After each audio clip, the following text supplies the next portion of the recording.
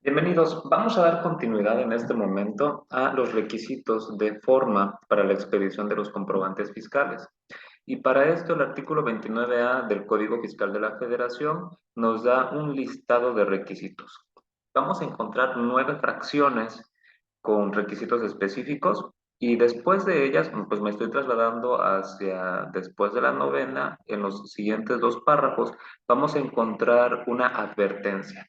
Y es que las cantidades que estén amparadas en los comprobantes fiscales que no reúnan algún requisito de los establecidos en esta disposición, o bien en el artículo 29, según sea el caso, o cuando los datos contenidos en los mismos se plasmen en forma distinta a lo señalado por las disposiciones fiscales, entonces no podrá deducirse o acreditarse fiscalmente.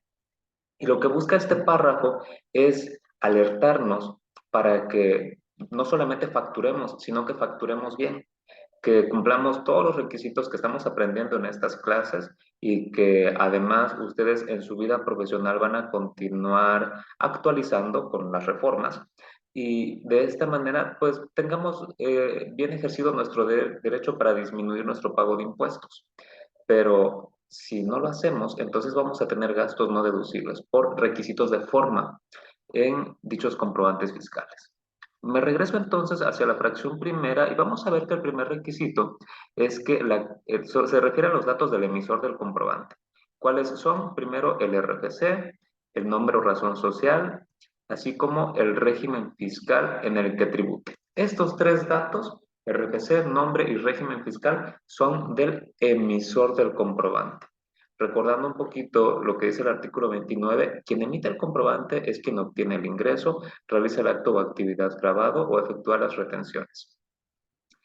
Ahora bien, tratándose de que el contribuyente tenga más de un local o establecimiento, es decir, pensamos que tiene matriz y sucursales, entonces se deberá señalar el domicilio del local o establecimiento en el que se expidan los comprobantes.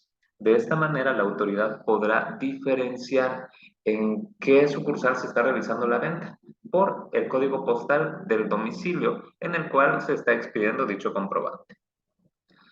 El siguiente requisito es que se cuente con folio y sello del SAT, esos que ya habíamos visto en la fracción cuarta del artículo 29 de este código, así también el sello digital del contribuyente que lo expide.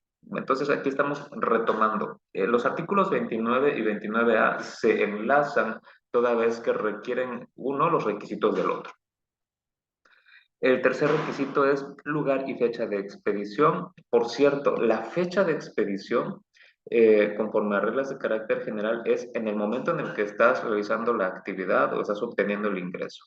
Y únicamente podemos atrasarnos en la emisión del comprobante un plazo máximo de 24 horas. Esto es prácticamente el mismo día, las 24 horas en las que tienes que expedir el comprobante o a más tardar el día siguiente, ¿verdad? Eh, Habrán algunas facilidades, como por ejemplo en el caso de la nómina, en donde las reglas de miscelánea nos van a dar días adicionales, desde 5 y hasta, me parece, 11 días. Tendríamos que revisar las reglas de acuerdo al número de trabajadores. Y entonces, como va a ser más trabajo el timbrar la nómina de muchos trabajadores, pues dependiendo del número de trabajadores, se tendrán días adicionales. Avanzamos. La fracción cuarta tenemos el requisito de los datos de quien recibe el comprobante, por ejemplo, el cliente. Los datos de sus clientes van a ser, primero, RFC, segundo, nombre o razón social, tercero, código postal del domicilio fiscal. Ojo, aquí es muy clara la disposición. Para el receptor del comprobante, para nuestro cliente, no se necesita el código postal de sus sucursales, de sus establecimientos o locales, sino el código postal de su domicilio fiscal. Dicho en términos más prácticos, de la matriz. Así también se debe de indicar la clave del uso de CFDI que le dará el receptor a ese comprobante. Si se trata de una adquisición de mercancías, de un gasto, de una deducción personal, de una inversión, etcétera, hay un listado de claves respecto del uso del CFDI que hace mención esta disposición. Seguimos leyendo y aquí nos indica que hay una clave genérica en el caso de que el contribuyente no tenga RFC o bien se trate de un extranjero, que también hay un RFC genérico para extranjeros, ¿verdad? El siguiente requisito se refiere a la cantidad, unidad de medida, clase de bienes o mercancías o descripción del servicio. Estos datos se asentarán en los comprobantes usando los catálogos incluidos en las especificaciones tecnológicas. Esto se refiere a un código de 8 dígitos para la clave producto o servicio o de una clave de hasta 3 dígitos para la unidad de medida. Y eh, el objetivo de esto es de que los contribuyentes puedan tener una congruencia entre las mercancías que reciben y las mercancías que venden. Pues deben de tener las mismas claves producto-servicio, ¿verdad? También la autoridad podría detectar si alguien está facturando inventario, mercancía, pero no está recibiendo esa mercancía, pues entonces se tratará de un mercado negro, de una compra posiblemente de artículos ilegales o por lo menos que se encuentran en la informalidad. Así también se puede tratar de empresas fantasmas que están facturando ingresos de cosas que no tienen, porque no están asociadas a las claves producto o servicio de la adquisición de dicha mercancía. Y aquí hay requisitos específicos, ¿no? Por ejemplo, los requisitos que tienen que cumplir los transportistas que están en el régimen de coordinados, en el que se identifique el vehículo al que corresponden dichos gastos. En el caso de donatarias autorizadas, cuando expidan estos recibos de donativos deducibles, deben de incluir en los mismos el número de oficio y la fecha del oficio en el que obtuvieron la autorización para recibir donativos deducibles de impuestos. Cuando se expiden recibos de arrendamiento, se debe de capturar la cuenta predial del bien inmueble que se está dando rentado y otros supuestos que son más complejos, ¿no? Vámonos a la fracción sexta que se refiere a el valor unitario, que se expresará en número y también aquí vamos a tener requisitos específicos. Por ejemplo, cuando el contribuyente emita una factura por lentes ópticos graduados, se debe de separar en dicha factura el monto que corresponde a los lentes graduados, que pues, son las micas, de los armazones, para identificar cuál es el precio individual de cada uno de ellos. Esto por un tema de cuál es realmente el gasto estrictamente indispensable y cuál es el lujo que estás pagando por tus lentes, ¿no? Porque para ver bien necesitas pues, las micas graduadas y no necesariamente micas tan costosas.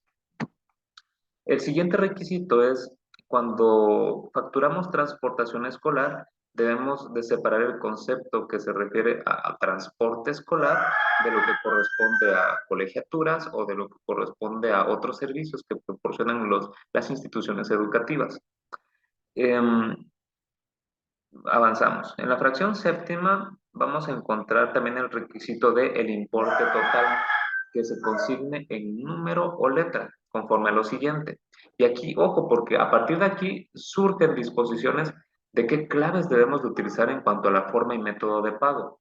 Vean, cuando la contraprestación se pague en una sola exhibición, y esa ya es una clave de método de pago en una sola exhibición, PUE en el momento en el que se expida el comprobante, entonces se señalará expresamente dicha situación. Además, se indicará el importe total de la operación y el monto de los impuestos trasladados.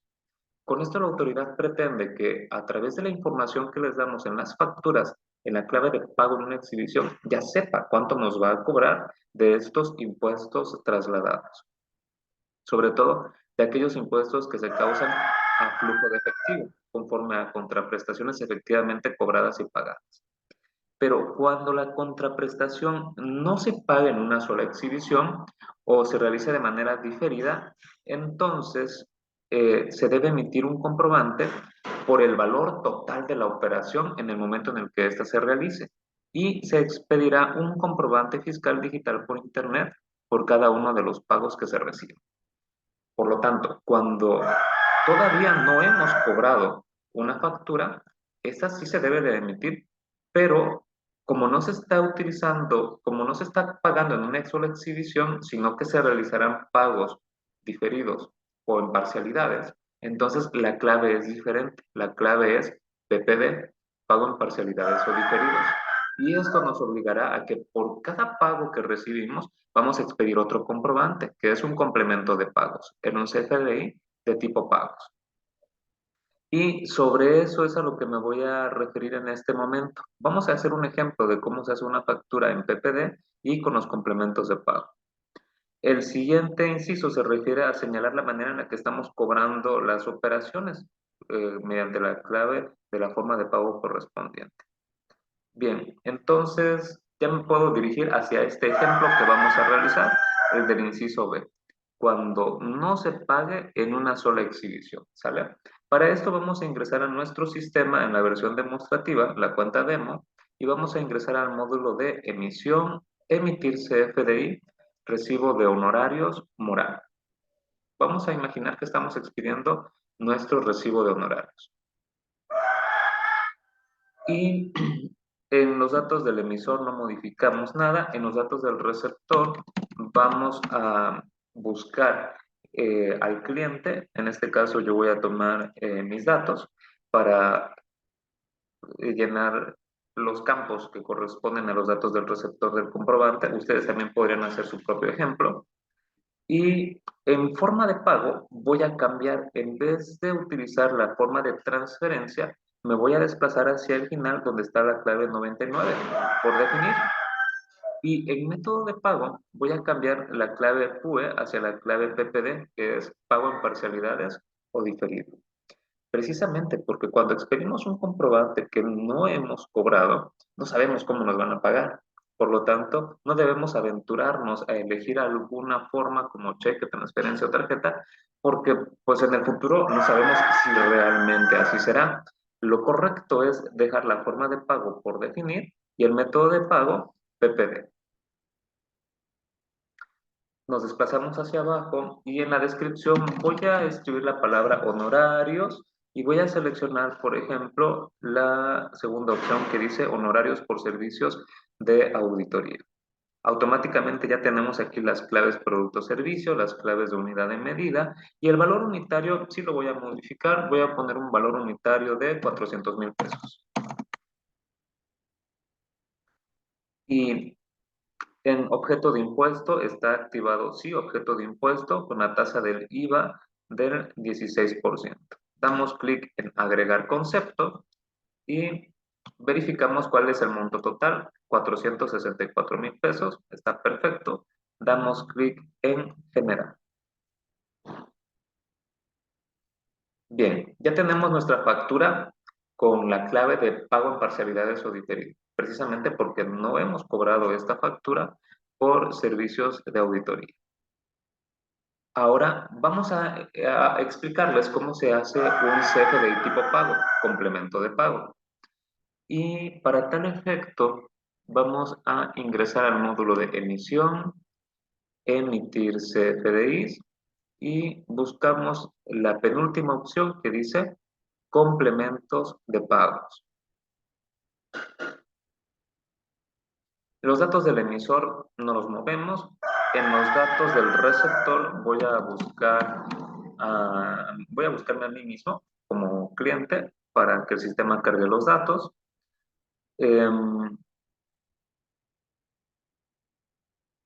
Estoy verificando que aquí hay dos códigos postales diferentes. Realmente no estoy seguro por qué, pero los voy a homogeneizar a que tengan el mismo. Y en los datos del complemento de pago voy a asignar una fecha. Voy a suponer que hoy mismo, 12 de abril, la hora de pago voy a poner a las 9 de la mañana, recibí una transferencia electrónica de fondos. Y que esa transferencia ha sido por el monto de 116,000 pesos.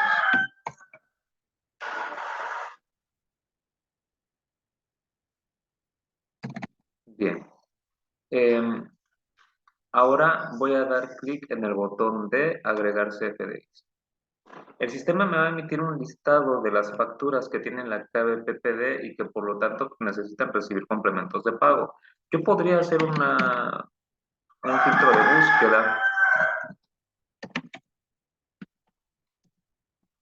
y voy a encontrar, por ejemplo, escribiendo mi nombre, voy a encontrar que aquí he emitido diferentes facturas por 1,160 pesos, por 2,000, y aquí está la que me interesa, la de 464,000 pesos, que es la que corresponde a esa factura de auditoría. La clave del folio fiscal comienza con 2E04, verifico, 2E04, sí, este es mi comprobante. Ese es el comprobante del cual voy a manifestar que he recibido un pago. Así es que di clic en el botón, en el icono de más, para que me permita capturar información del complemento de pago y vemos que el sistema ya precarga el folio fiscal y el sistema pues tomó correctamente, verifico los últimos tres dígitos, 94A, 94A, entonces sí el sistema tomó correctamente, no los tuve que copiar y pegar, sino que los seleccioné y los cargó el sistema. Y también tomó los datos de la serie y folio del comprobante, FG 4150, y la moneda, el importe del saldo que debemos, que el cliente nos debe de 464,000 pesos, para que ahora yo le indique al sistema cuánto es la cantidad que estoy cobrando. Estoy cobrando 116,000 pesos. Por lo tanto, el saldo insoluto yo no lo tuve que restar, automáticamente el sistema lo resta. 464 menos 116,000, bueno, todavía se adeudan la cantidad de 348,000 pesos para complementos de pagos posteriores. Y voy a capturar aquí el dato del objeto de impuesto para habilitar que sí es objeto de impuesto y que el impuesto que estoy calculando va a tener una base. La base, ojo, no se refiere al monto total cobrado, sino al monto antes de impuestos. Esta es la base sobre la cual se calculó el 16%. Para tener un IVA de 64,000 pesos, la base ha sido de 400,000 pesos. Eso que estoy viendo en la factura que acabo de emitir. Por lo tanto, para cobrar 116,000, ¿cuál es la base? 100,000 pesos, ¿verdad? Entonces capturo acá 100,000 pesos y habilito el IVA al 16% para dar clic en el botón de agregar documento. Listo. Cambia el color porque ya he elegido estos datos del complemento de pago y los carga en esta tabla que vemos aquí arriba. Ahora bien, nos podemos desplazar hacia este botón que dice agregar pago y me indica que voy a finalizar la edición de los complementos. Le confirmo dando clic en agregar y por último vamos a dar clic en generar. Listo. Entonces, ¿qué es lo que estoy consiguiendo con este complemento de pago? Le estoy avisando a la autoridad mi cobranza, porque ya cobré 116,000 de los 480,000 que había facturado como PPD, pero también le estoy avisando que los impuestos que se causan a flujo de efectivo efectivamente cobrado y pagado, como es el IVA, le estoy diciendo a la autoridad, oye, de estos 116,000, la base es de 100,000 y por lo tanto yo te debo a ti, SAT, la cantidad de 16,000 pesos. Por eso es que es valioso para la autoridad esta información en los comprobantes fiscales, porque no solamente sabe qué es lo que estoy facturando, también sabe en qué momento estoy cobrando y cuáles son los impuestos que les debemos a el SAT. Bien, muchachos, terminamos esta explicación y nos vemos en la clase.